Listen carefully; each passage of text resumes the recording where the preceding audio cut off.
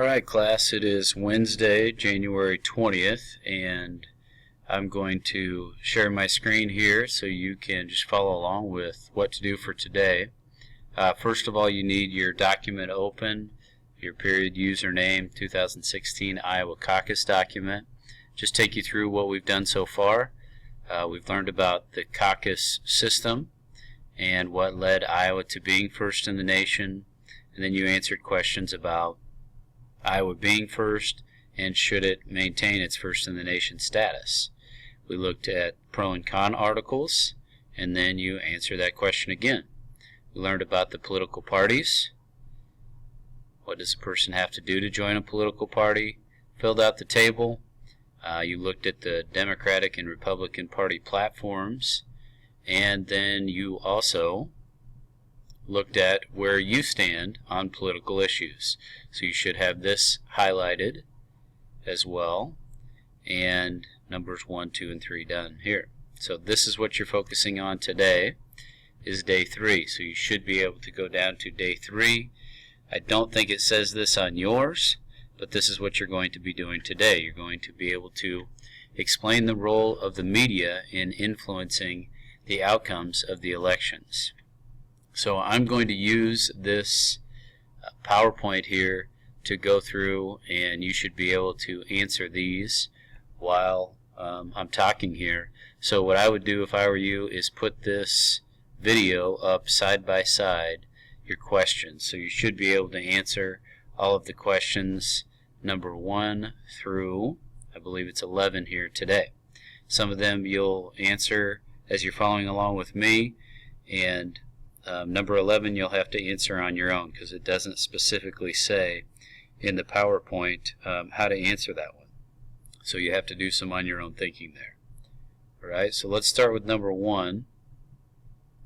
The question is, do you believe that the media helps or hurts our democracy, and why? So again, I'm going to open this up and just go through this presentation. Again, if you want to put this video up side by side your period username Iowa Caucus document, I think that would be a good idea. Alright, so influence on the media, on public opinion, and political campaigns. So first of all, we have the mass media. So it's sometimes referred to as the fourth branch of government because it's supposed to speak the truth and keep our democracy on track. Although some people believe that the media is not doing its job because it ignores anything that could upset, quote-unquote, the establishment. Examples are scandals, assassination of key officials, and covert military operations. So some people think the media does a pretty good job of speaking the truth and calling out people in our democracy, and some people say that they cover up certain things. So you can think about which position you take and why. That is not a question on the document, but you can just think about that. So in order to answer number 1, do you believe that the media helps or hurts our democracy, and why, you kind of take this information into account, but again, on number 1, you have to do some thinking on your own. So just give me a couple sentences there. Either I believe that the media helps our democracy, or I believe that the media hurts our democracy, or you could use a combination of both and then just tell us why. Alright, so you may want to pause at this point and go back to answer number 1. Okay, starting number 2, you have 4 terms here to define. So media events, pretty self-explanatory here, but events that are staged by a political candidate primarily for the purpose of being covered. They're often scripted and limited in what they will report. So the candidate pretty much knows exactly what's going to happen at this event, and they know if questions are going to be asked, what the questions are. Sound bites are 30-second sound clips, or it could be a 5-second sound clip. It doesn't really have to deal with time, but they're used on TV to convey the message of an entire speech. So sometimes media take just certain snippets of sound bites so it sounds either more positive or more negative for a candidate. Horse race coverage is your next term. The way that during the presidential primary and caucus season that the media focuses on who's winning and who's losing rather than stressing the candidates' views on the issues. So this would be them showing the polls, pitting one person against the other. It's called horse race coverage. And advertising, candidates rely heavily on media advertising in order to persuade the public for their vote. The amount of money spent on advertising in the 2012 presidential election exceeded $7 billion. Alright, that's not 7 million, that's $7 billion. So that's a lot of money. So you should have been able to answer number 2 with that slide. Okay, let's go on to mass media. So media is a key linkage institution between the people and policymakers. Media bring political information to the public on a daily basis. How do they do that? Well, they can do that through TV, radio, magazines, books, internet, and there are other ways. They have a profound effect on policy because most people rely on the information from the media to make their choices in an election. We're not right there with the candidates and with the policymakers, so we rely on the media to get the information or what they're doing to us. So if the media chooses not to cover something, most people are not going to hear about it. So move on to sources of media. So this would answer number 4. We have print media, which are newspapers and magazines, broadcast media, TV and radio, and then the internet, blogs, podcasts, social media, Twitter, Facebook, Instagram, and you guys probably know some more. I think there are politicians who use Snapchat, and I'm sure there are a bunch more that I have no clue about, but you guys do. Right, so that should be able to answer number 4. And again, you can pause this video at any time so that you can get all of that information down. Okay, number 6. Or actually, this is just slide 6.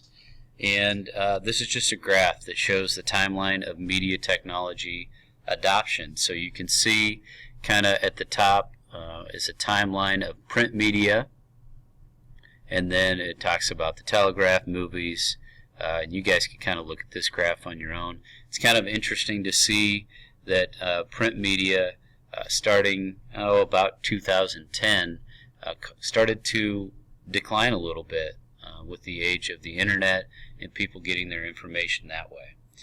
So just an interesting graph. You really don't need this graph to answer anything on your document. So we'll move on to number 5 here. Number 5's question is, describe the 3 roles of free press in a democracy. So we have the watchdog function, we have setting the public agenda, and we have supporting the free exchange of ideas and opinions. Okay, so the watchdog function of media. The media watches the government and makes sure that the government is serving the public's interest and conveys their findings back to the people. So you can see in this little cartoon you have a couple dogs here. One has teeth, one doesn't have teeth, and the guy doing the presentation says, of course, many in government would prefer the toothless variety.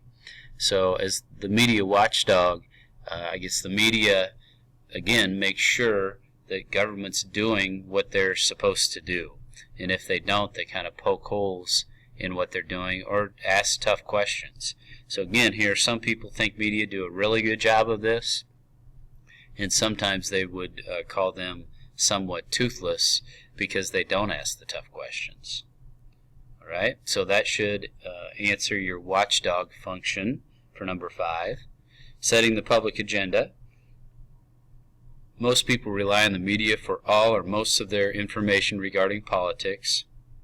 Again, this basically comes back to if they're going to cover it, people know about it. If they don't cover it, people won't know about it.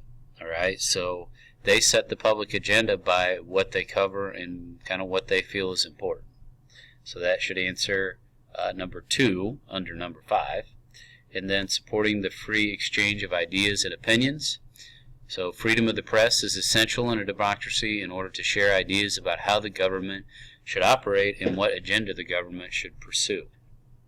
So that gives you your answer for number 3 under number 5. Right, we'll move on. So politicians influence the media. So there's different ways that they do this. This would answer number 6 here. Staging, spinning, and leaking. So staging is when a politician invites the press, like at a press conference, and the candidate, again, pretty much knows exactly what he or she is going to say. If there are questions, they know exactly what the questions are going to be, and they pretty much have their answers ready to go. So this is staged. Spinning refers to granting interviews either on the record or off the record. It allows the candidate to persuade the public to perceive the issue in a certain way, which helps the candidate. So they spin it so it sounds better for them. And then leaking would be an unofficial release of confidential information to the media. So a candidate doesn't give their name out, but they leak something that's happening either in their campaign or somebody else's campaign so that the media knows about it. Okay, so we should be able to go on to number 7, media bias. So many Americans believe that the media either has a conservative or liberal bias. And it says, nevertheless, most professional journalists strive to be fair and unbiased, but a lot of people think the media is very, very biased. Some would say that MSNBC, either the .com or the TV portion of MSNBC, is very liberal and supports Democrats. Fox News, on the other hand, most people would say that Fox News is very liberal and supports Republicans. So when they talk about media bias, you can think of those two as one side or the other. Alright, so we'll go on to understanding the mass media here. So you have a video to watch by Jon Stewart, and it does say end the video at 6:04, so it's 6 minutes of video. So you would actually have to open that video up, you're going to have to go back to your document here, open the presentation up, and scroll down to the video in the presentation. It's Jon Stewart, and he's talking to a guy about mass media. Okay, I guess to go back and let's see. So to define media bias, that would be number 7. And then number 8 would be explain 2 reasons why some media outlets may show bias in their reporting. You can kind of use these two to answer number 8. Alright, and then number 9 says society today has access to more information than ever before, yet as a society we are less informed about policy issues. Why do you think that is? Alright, and then so number 9, you're going to have to again do some on your own thinking here. It doesn't come out and explicitly say the answer to number 9. Again, number 10, you have to watch the video. Do you agree with Jon Stewart that the media is not doing their job? Or do you believe that the media is doing a good job of informing the public about political events that affect them? Why do you feel this way? So you have to watch that Jon Stewart video to answer that. And number 11, what are the benefits and drawbacks to the increasing influence of mass media? All right, and you can just give us some information there. I'll scroll down to number 11. You can give us some information specifically about what you think the benefits are and what the drawbacks are of the increasing influence of mass media. Do you think it's a good thing? Do you think it's a bad thing? And why? All right. So that does it for today's work. You can see that tomorrow we're going to focus on media analysis. We're going to look at some Republican ads and some Democratic ads that have been out. But you should be able to do number 1 through 11 again using this video. And if you would like to, you can also find the PowerPoint right here. So if you have questions today, email me. Those of you who I have in class, raise your hand and I'll come around to help you. 5th and 7th period I'm going to be gone, so you will need to email me. But you can definitely follow along, and I hope I've explained everything in a clear manner so that you're able to get number 1 through 11 done today.